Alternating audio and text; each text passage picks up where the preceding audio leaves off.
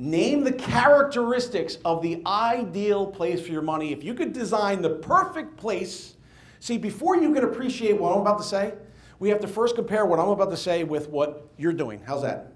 The characteristics of the ideal place for your money would be you want something, an investment to be number one. What do you want it to be? High risk. Right? Who said safe? Right? What else? High yield, safe. What else? No taxes. No taxes. There's one big one. I'm thinking of another one. How we do? Safe, liquid.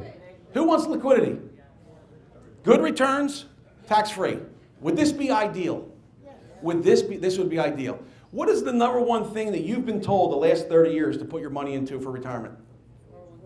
401k, right? IRA. That's the number one place. Yes? Okay. Is your 401k safe from loss? How to do in 08? Not so good. It fails that test. Okay? So, is your 401k liquid? Let's put your money into a vehicle you can't touch for 30 years. Who does that? All the sheep do it. Okay? So it fails that. Is it got good returns? Well, it depends. I'm going to say half the time it does. You see, the bunch of bull that you've been told is, oh, well, put your money into the market because the market has a 100-year track record of earning 8, 9, 10%. We've all heard that? Raise your hand. Who has a 100-year time horizon to invest your money?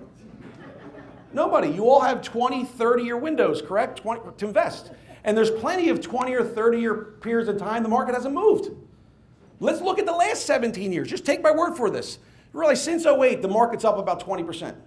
Last 7, 8 years. You know what it's up the last 17 years since January 1st, 2000? The S&P 500 from January 2000 to today. You know what the S&P 500 is up? Less than about 2.7%. There's a 17-year window. The market hasn't moved. You'd have been better off with money in the CDs with a whole lot less agita. Yes?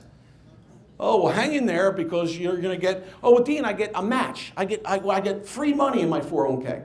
If in order to get 20 cents out of you, I got to take my dollar with your 20 cents and put into that for 20 or 30 years, no thanks. All right? I want access to my money. Why? I want to do other things that rich people do with their money. They don't lock it up for 30 years.